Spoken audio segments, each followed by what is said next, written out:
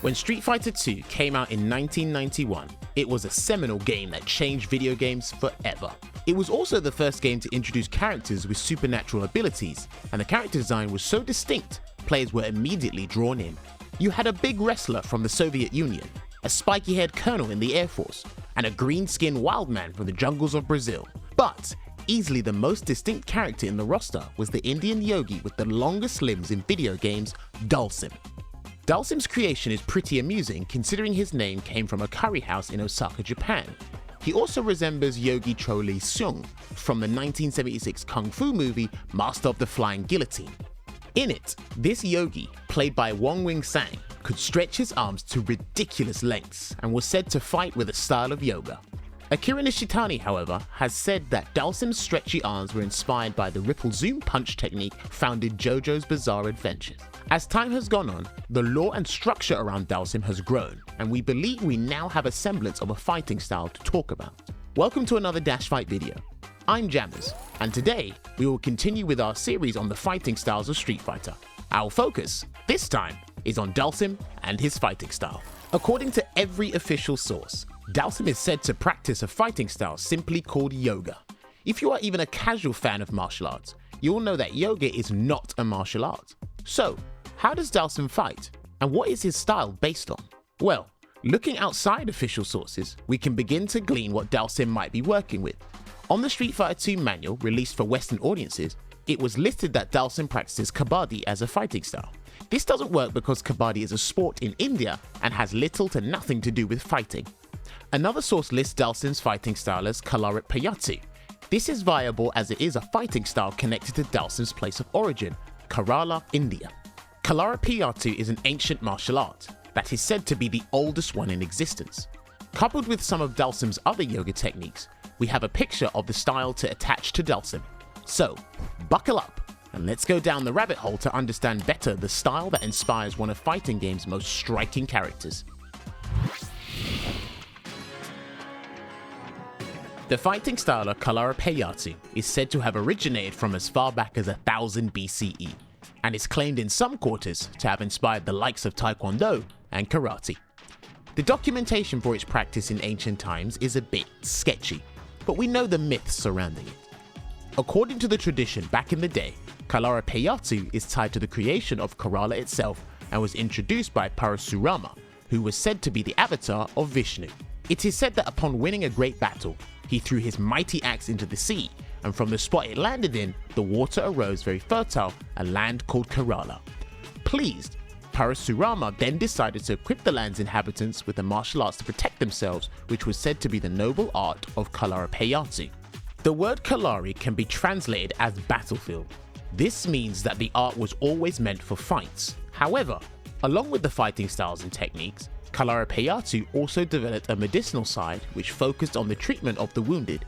This way, warriors could defend and mend themselves in battle. The medicinal aspect of Kalaripayattu also deemed oil to be an important part of their exercise, and as time went on, Kalaripayattu was not only about fighting and mending, but also spiritual enlightenment. There are unfortunately not many details on the evolution of this martial art over the centuries, but we do know that it is still practiced today and that those who partake in it undergo vigorous training and need about 12 years before they ascend to the rank of master. Masters of Kalaripayattu were called Guru Kau, and they were recognized as warriors who not only mastered the fighting style, but Ayurvedic medicine, Kalari massages, herbal cultivation, yoga, meditation, and spiritual guidance. The ascendance of a student to the rank of Guru Kau was such a big deal that a ceremony was held in the honor of the incoming master, where the master pours rice on the head of the student, a practice that one source claims was something used in coronation ceremonies for Indian kings in the past.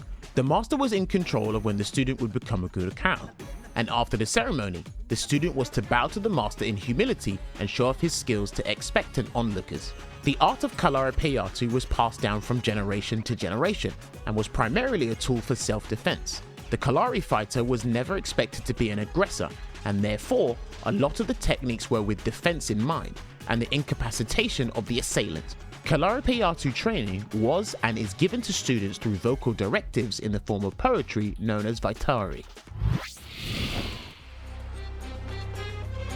So, Here's how this is going to work.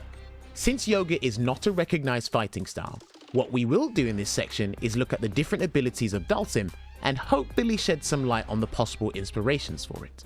His normals and throws are most akin to Kalaripayattu. Kalaripayattu uses weapons, but there is a discipline within the art that focuses on hand-to-hand combat. It is known as Virumkai. There are 3 other disciplines within Kalaripayattu called Naypayattu, Kolpayattu, and Angathari. The first focuses mostly on body flexibility, strengthening, and mental discipline. The second teaches technique that uses wooden weapons, and the third is for sharp weapons. Dhalsim's style falls firmly within Naypayattu and Virumkai. Dhalsim is a yogi, and at the higher levels, their ability to contort their body into the most unnatural positions are truly remarkable. Early in Street Fighter's history, Dhalsim's ability to shoot fire out of his mouth was attributed to a heavy curry diet, which is frankly ridiculous. But you might have to cut Capcom some slack, as they probably had no idea how big their game was going to get by then and couldn't have envisaged the level of interest fans would have in character backgrounds and lore. However, this was changed, and his ability was explained as a manifestation of his latent Kundalini energy. Kundalini is a philosophy that focuses on certain energies that every individual possesses that enables them to perform superhuman feats. But it seems Capcom have settled on explaining Dhalsim's fire ability as a blessing from the god Agni. Agni is a Hindu deity of fire, and you might remember the name as one of Dante's swords in Devil May Cry 3.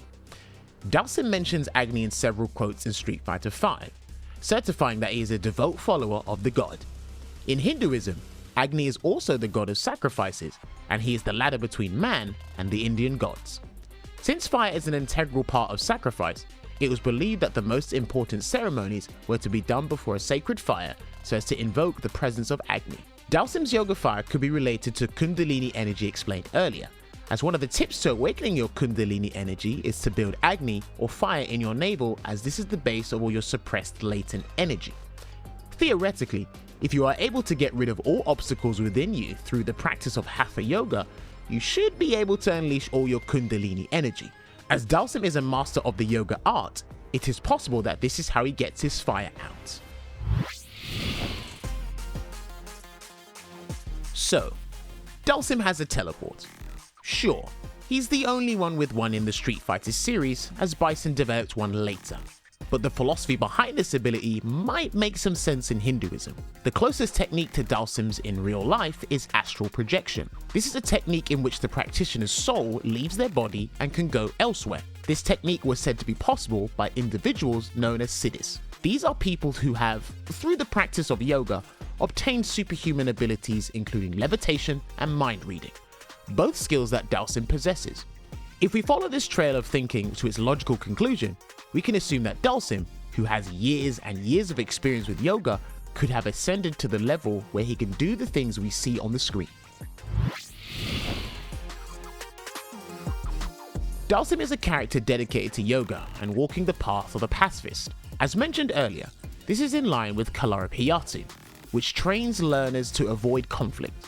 While Dhalsim fought in Street Fighter 2, it was for the survival of his village. In subsequent iterations of Street Fighter, he did his utmost to avoid the conflict on the ground and acted more as a guide for warriors.